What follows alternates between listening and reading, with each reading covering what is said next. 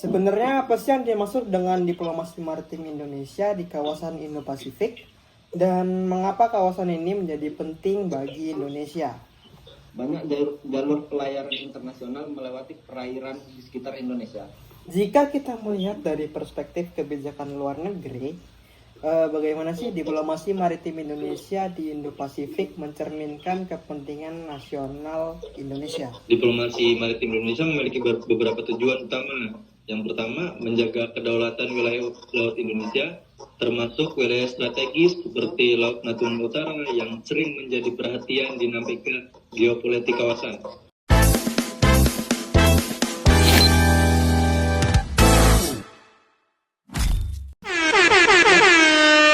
Halo, selamat datang di podcast 10 menit kajian hubungan internasional. Saya Muhammad Faisal Zidan sebagai host dan rekan saya Arfanda Syawal Anggita Manik sebagai videografer akan menemani kita pada kesempatan kali ini dalam jalannya acara.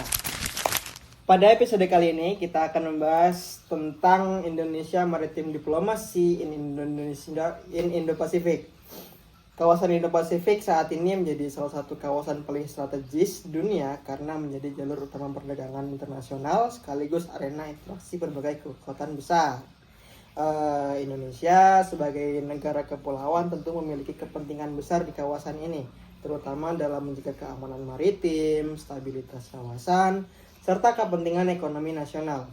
Nah, untuk membahas topik ini, saya sebagai host sudah bersama dua narasumber ternama yang nanti akan menemani kita dalam jalannya acara.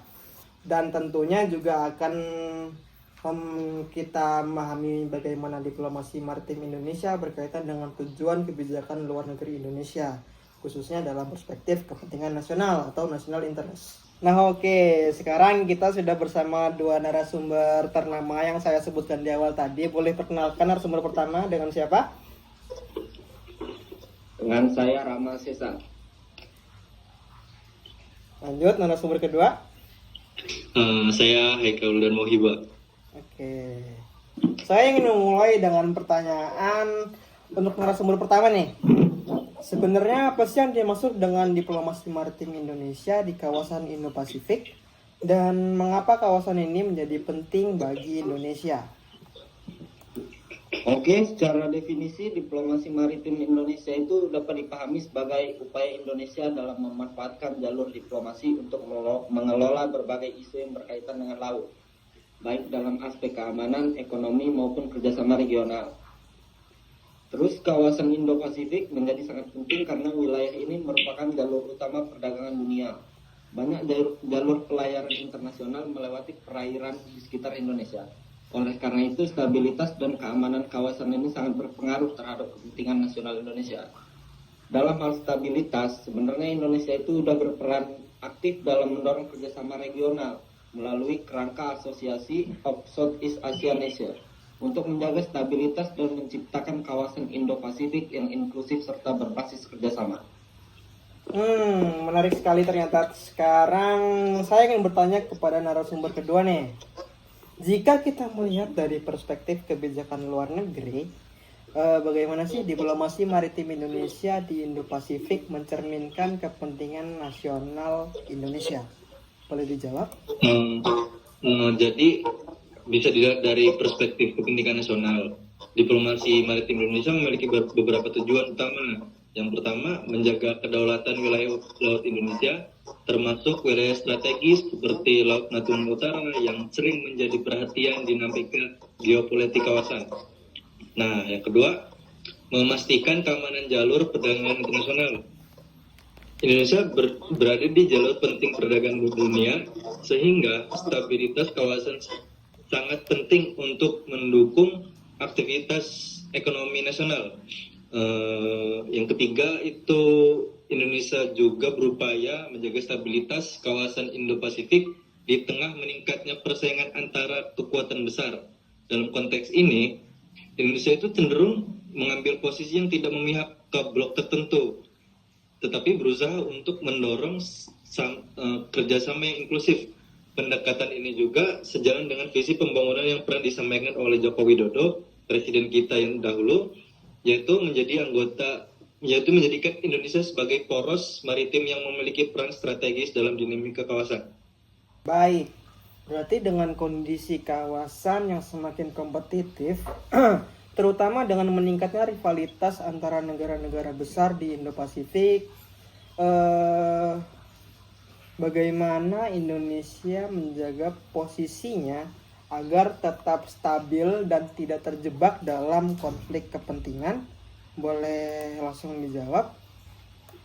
Oke, yang pertama kalau ngomongin tentang strategi, sebenarnya Indonesia cenderung menggunakan strategi hedging, yaitu menjaga hubungan baik dengan berbagai negara tanpa harus berpihak secara penuh pada salah satu kekuatan besar atau negara-negara besar. Boleh. Lanjutin ke narasumber kedua. Oke, mungkin sedikit menambahkan ya. Selain itu juga Indonesia itu berpegang pada prinsip kebijakan luar negeri yang dari dulu itu yang bisa disebut bebas dan aktif, yang berarti Indonesia itu bebas menentukan sikapnya terhadap aktif, tetapi tetap aktif berkontribusi dalam menjaga perdamaian dan stabilitas kawasan. Jawaban-jawaban yang menarik dari dua narasumber ternama kita ternyata ya. Dari diskusi kita hari ini dapat disimpulkan bahwa diplomasi maritim Indonesia di kawasan Indo-Pasifik merupakan bagian penting dari kebijakan luar negeri Indonesia yang bertujuan untuk melindungi kepentingan nasional. Melalui diplomasi ini, Indonesia berupaya menjaga kedaulatan wilayah laut, memastikan keamanan jalur perdagangan, serta berkontribusi dalam menjaga stabilitas kawasan Indo-Pasifik. Dengan posisi geografis yang strategis, Indonesia memiliki potensi besar ternyata untuk memainkan peran penting dalam dinamika maritim regional. Saya sebagai host Muhammad Faisal Jidan mengucapkan terima kasih kepada dua narasumber atas diskusinya hari ini, dan terima kasih juga kepada para pendengar yang telah atau akan mengikuti podcast ini, dan sampai jumpa di diskusi berikutnya. Terima kasih.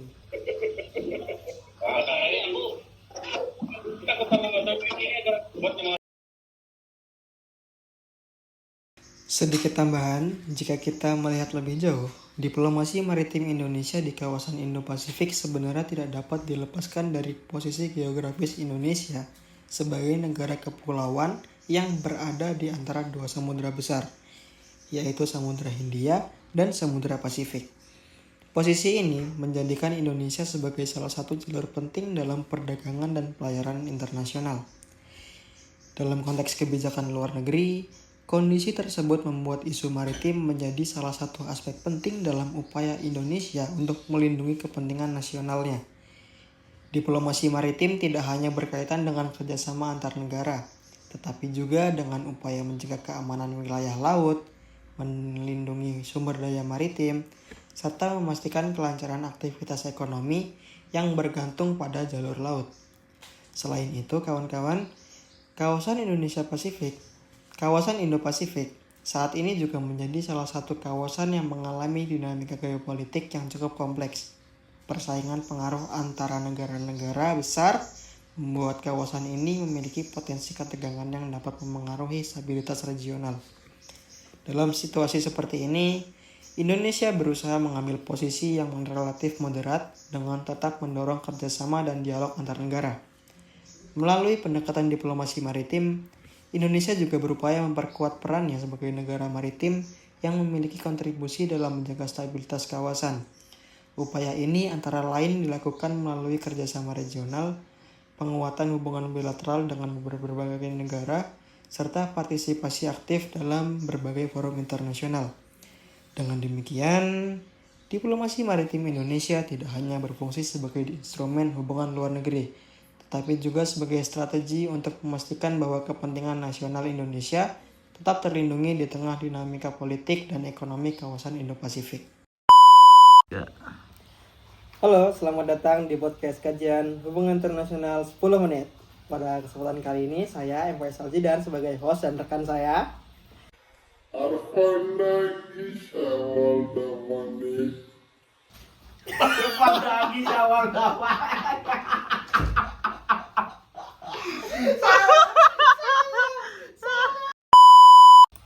Enggak weh, mute punya lu itu. Mic-nya mic mute itu. Astagfirullahaladzim.